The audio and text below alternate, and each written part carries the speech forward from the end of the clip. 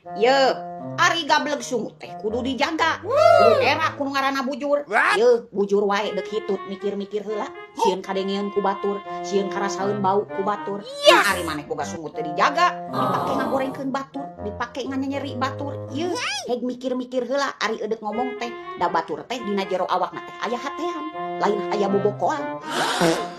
Baledageun. Ye, hirup aing mah mau jadi mata digoreng ku batur, diomongkeun batur. Mau matak jadi goreng patut, mau matak goreng mili, mau matak sieun. Anu dipikir sieun ku urang mah iwati teu boga duit. Kan ari geus loba duit mah henteu dulur, henteu batur, duit anu ngatur. Bener teh lu. Paladagu. Dengekeun ku maneh. Urang bareng nginjem duit ka maneh bukan berarti urang loba duit. Tapi urang ngarasakeun lamun hirup nyeri hate teu boga duit. Mantap maneh kudu tahu diri. Lamun urang nagih ka maneh heg bayar. Ulah loba amak-amakan. Da urang teh nagih teh duit urang pribadi. Lain duit maneh. Ejeung kudu sadar ari waktu ditagih teh. Ulah sok amak-amakan. Ayeuna geus boga duit, bayar. Api-api teu boga, api-api poho, ngajual kesedihan. Cukup ieu ku nyaritakeun kesedihan mah. Cukupna ieu ku dibayar. Matak kudu sadar di mana keur nginjeumna maneh, di mana butuhna keur maneh. Paham? Baladageun.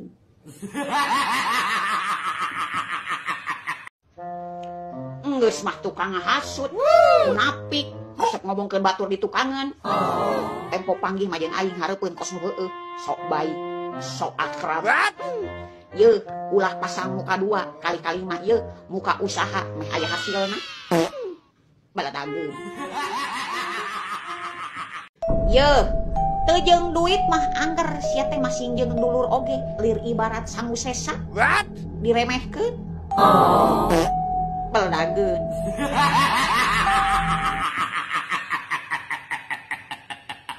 Yo, zaman ayeuna mah hararese, eudeuh digawe hese, eudeuh sakola belum cukup umur, giliran urang ngalamar kerja kudu ngorak keneh.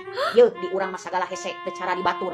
Dibatur mah lulusan SMA gajina nu 60 juta, nu 40 juta, anu 30 juta. Coba di urang ieu gajina sabulan ngan saukur 4 juta, bari ge ijazah kudu SMA, S1, S2, S3, S3, S alpuket, S teler lieur pokona ieu. Ayeuna urang menang gawe ngan saukur tutup lobang gali lobang, tungtungna loba hutang. Lain senang mah kalakah ripuk besti.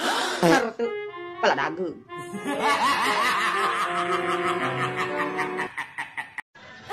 Dengekeun Asia Besti. Di lembur aing mah eukeur usung. Jelema ngalalit. Komo lamun aya bangkriling. Ngadak-ngadak ieu. Boga ajian halimunan. Paur. Baladageun. Ulin teh jeung aing, ngariung ngobrol teh jeung aing. Nah, ari tempo susah minta tulung ka aing. Senang ka ditu, minta tulung ka dieu. Dasar jelema edan. Baladageun. Dengekeun ya dengekeun.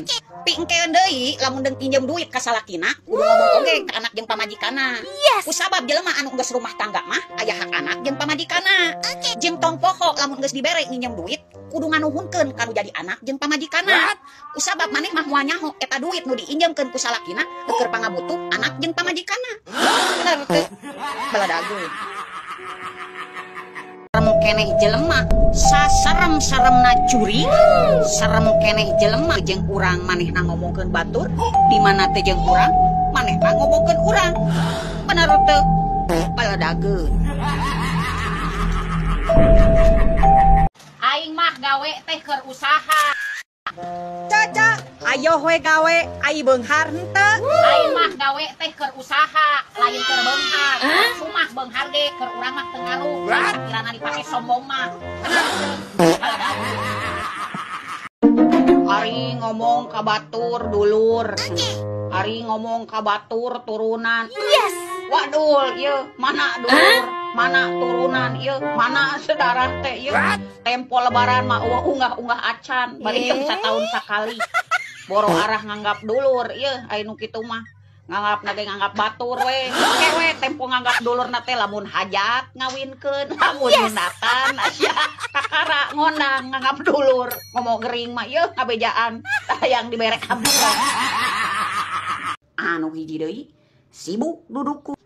Abongnya nu goreng hate, anu hiji pengarang cerita, anu hiji penyebar berita, anu hiji deui sibuk nguruskeun hirup batur, anu hiji deui sibuk dudukun. Ye, aing mah cukup jadi mandor we, saukur nempo jeung mantau jelema anu gawe. Yes. Ala dageun. Dorak-dok kerupuk kulit, ngajedog teu boga duit, tali kolor tali kutang teu bisa molor, mikiran hutang teu bisa molor, mikiran hutang. Ari sakirana mitohana henteu ngarangkul jeung tanarima kanu jadi minantu nama. Minantu bager ka mitoha ge bakal bager kanu jadi minantu. Nanaon oge tergantung sikap minantu kanu jadi mitoha. Yes. Ceuk saha? Geuning urang teu bager ka mitoha urang tetep bager ka urang. Ulah sangeunahna nyalakeun kana sikap minantu. Da eta mah saukur akal-akalan mitoha we anu goreng hatena kanu jadi minantu. Ye, minantu mah pikiranna dewasa. Aya oge anu butuh bimbingan orang tua. Edek bager kumaha anu jadi minantu kanu jadi mitoha. Ari sakirana mitohana henteu ngarangkul jeung tanarima kanu jadi minantu nama. Mata ari geus kolot teh mikir ulah sangeunahna nyalahkeun kanu jadi minantu. Bener teu? Kaladageun. Ari aing sok heran ku jelema heuh. Ari nempo WA na WA bisnis. Ari pagaweana sia statusna galau. Urang aja dong dirorompok bari jeung ngagibah. Ari sia digawe naon ya? Bisnis teh, bisnis naon? Dengekeun ku maneh. Urang bare nginjem duit ka maneh, bukan berarti urang loba duit. Tapi urang ngarasakeun lamun hirup nyeri hate teu boga duit. Eta maneh kudu tahu diri. Lamun urang nagih ka maneh, heg bayar. Ulah loba amek-amekan. Da urang teh nagih teh duit urang pribadi. Lain duit maneh. Jeung kudu sadar ari waktu ditagih teh. Ulah sok amek-amekan. Ayeuna geus boga duit, bayar. Yes. Api-api teu boga, api-api poho, ngajual kesedihan. Cukup ieu ku nyaritakeun kesedihan mah. Cukupna ku dibayar. Matak kudu sadar di mana keur nginjeumna maneh, di mana butuhna keur maneh. Paham? Baladageun. Nu ngaran minantu mah moal ujug-ujug ngajauh jeung sedil ka mitoha. Pangna kitu ge pernah nyeri hate ku omongan jeung kalakuana. Jadi nu ngaran minantu mah leuwih hade ngajauh jeung ngajaga jarak. Daripada ngalawan engkena jadi dosa. Bener teu? Baladageun. Kagorengan ieu tempo aya goreng kacang, ieu aya goreng kudang, ieu pangeunahna ieu teh goreng kacang teh tapi anu teu ngeunah mah ieu kagorengan tetangga, kagorengan hate tetangga ieu omat ceulian ieu anu paling ngeunah paling raos jengkol anu bau-bau ieu handap nanya kuring mah anu bau anu ngeunah salian ti jengkol jeung peuteui naon punten dijawabnya. Da eta mah penting mah urang mah nyaho jawabanna amun nu teu ngajawab berarti eta sulit. Kaladageun sia. Ongkos sia ngaku dulur ka aing teh. Geuningan tempo aing susah mah sia we datang-datang acan ka datang aing. Aing dek nginjem duit 100.000 ge sia mah di teu mere. Cenah mah dulur.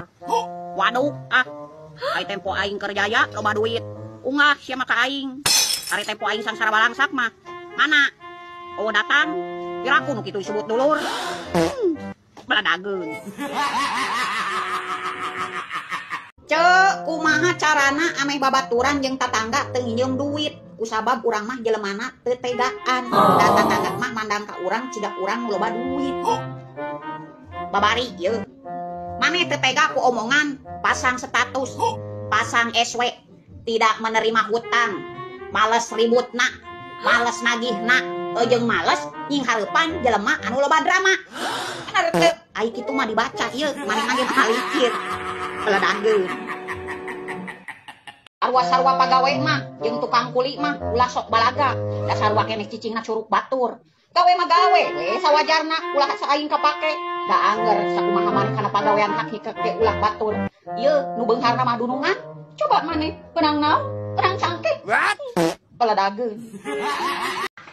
Sirik. Keur naon urang sirik ka maneh? Ningali kahirupan maneh ge aing mah teu sudi. Ingat maneh moal bisa cigah urang jeung urang ge teu hayang saeutik oge cigah maneh. Baladageun. Ye, gosip mah bisa nyieun maneh sedil ka batur anu teu boga salah. Jeung jelema anu ngagosip mah resepkeun ka jelema munafik. mata kudu bijak ari nganilai batu ulah nganilai tina katanya tapi lain tina nyata bener teu baladageun